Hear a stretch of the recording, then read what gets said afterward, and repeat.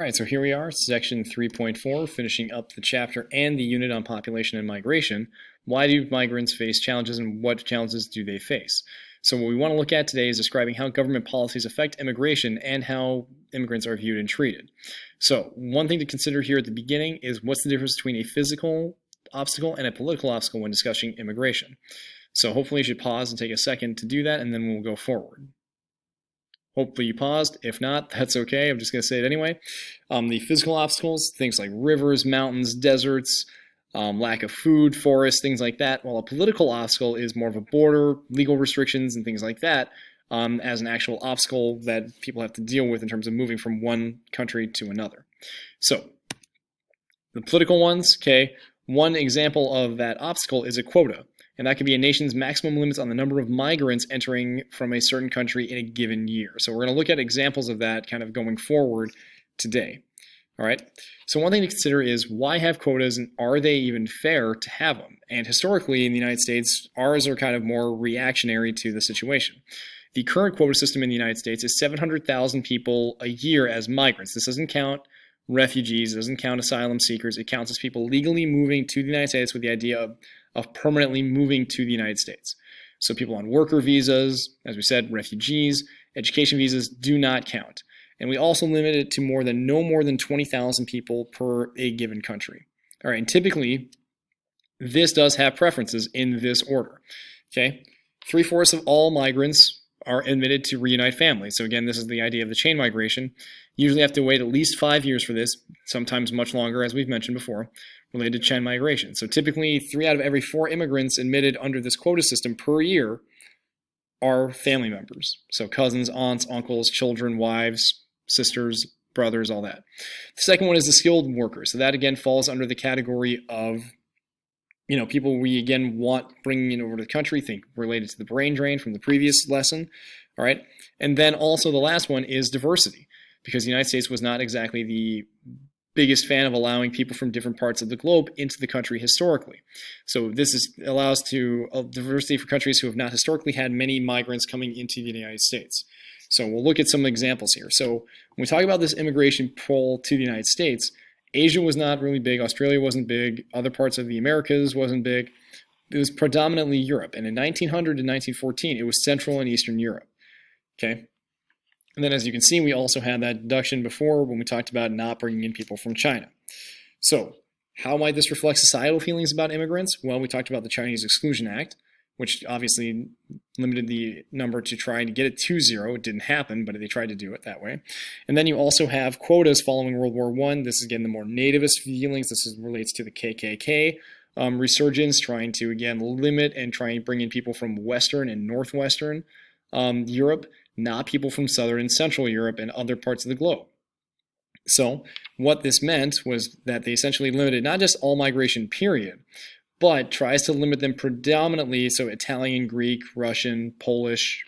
And this was the feeling that, when white wasn't necessarily all white, it was you were white if you are German, French, predominantly English, okay, Dutch, Scandinavian. You're not exactly white if you were Italian, Greek, Russian, things like that. So that was intentional. You can kind of see the big drop off in the number of people migrating from Eastern Europe gets considerably cut down. And it favored people coming again from Western and Northwestern Europe. All right. So that's where we have that.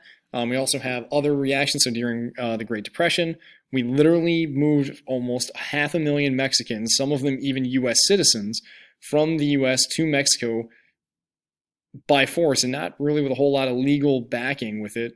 Into Mexico during this time, okay, because it was like, oh, well, we need jobs, and we need to get rid of these people, even despite the fact that we still brought in migrants every year to work the farms. But, again, not a great status. And then we get our Immigration Act of 1965, which removed the limits of percentages, but set the annual limits to what was then 300,000 overall and 20,000 per country. Now we're still at 20,000. And also, now it's 700,000. So kind of see the change there in the number of people coming in, as well as the percentage of the population that is actually, considered immigrants at that point before they become U.S. citizens. So here are the current stats, I believe. This is about, I think, either 2000 or 2010 data. Okay, about even up between North America and Asia. You can also throw in South America as well, predominantly from Colombia.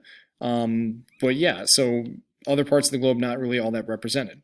When we talk about the guest workers, can be related to circular migration, so the H-2B visas, again predominantly moving in from South and Central America. Okay, Texas, Louisiana, kind of fitting in there. Colorado as well, Minnesota a little bit, not a whole lot. But then we also looked at where people were coming in from the the chain migration with the brain drain one. Now, the United States is not the only country that does that either. All right. So in the 1980s and 90s, Germany began to allow for guest worker movements from Turkey to Germany to, again, kind of help fill in gaps and also kind of help with the population kind of more in decline. It was predominantly going into West Germany at the time, and then once Germany reunified at the end of the Cold War, all of Germany. So you can kind of see those numbers, that it's almost 3 million people who are Turkish, or who have Turkish background or ethnicities as of 2012, make up, about 4% of the population, but that's a decent size when they're no longer guest workers. Now they are permanent residents. So you can kind of see hopefully some connections there to the Japan article. So some of the characteristics of long distance migrants with the obstacles that they face, okay, most, as we've said, are moving for economic reasons, okay, and most are single young adult males. Why that category? Why single young adult males? Typically, they're the ones with the least amount of family ties, because typically they're unmarried, they don't usually have kids, and so it's a lot easier for them to pick up and leave and try and start a new life. So this is very different when we talk about people now in the 2018 era, when we talk about 2018, 2020, when we talk about the new border policy at the U.S.-Mexico border, that this is very different when you had whole families moving because, again, of the conditions that were forcing them. All right, now many people would talk, so I kind of mentioned it here, face discrimination. We've kind of mentioned this throughout the unit.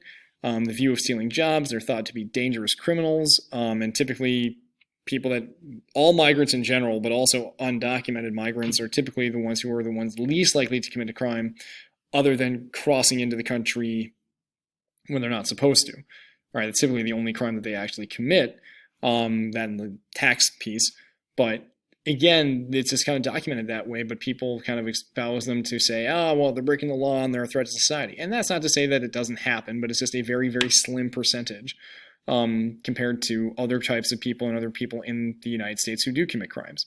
All right, then there's also this part about the taking away and changing values of society. That was, again, a big thing in the 1920s when they talked about, the high number of Eastern and Central European immigrants. And it's a thing that people bring back fairly often about, well, they're changing our society from what it was to what it should be. And, it's, not necessarily, it's really just not a true thing that gets said.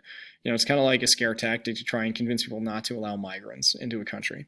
But the United States is not the only country that does that. Okay, it happens in essentially almost every developed country that is trying to limit that.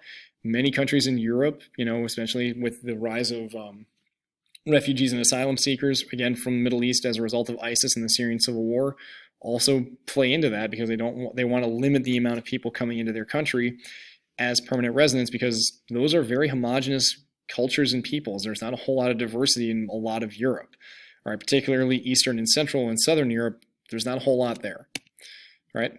Now, can migrants be beneficial to a country's society? Yes, they can. And so that's kind of what these articles are going to mention here. But essentially is that, they strengthen through hard work and talents, as we said in the previous video. Typically the second generation really does contribute a lot of money back into society. And that doesn't even say anything about the other parts, about the social aspects, the volunteering, the charity, supporting their neighbors. But typically the economic piece is the second generation and third generations donate and contribute more and more and actually give a positive net back to the countries that they are from. All right. So that's where we're going to end up here with the video. So if you had questions about anything we talked about in this unit in regards to population and migration, a lot of this does go hand in hand. Remember to keep that in mind, that when we talk about population growth with the population pyramids, we're not, and the demographic transition, we're not talking about migration, but they are connected, and you can kind of hopefully see those kind of going forward. So if you got questions, as always, let me know. Otherwise, this is where we wrap up the unit, and there you go.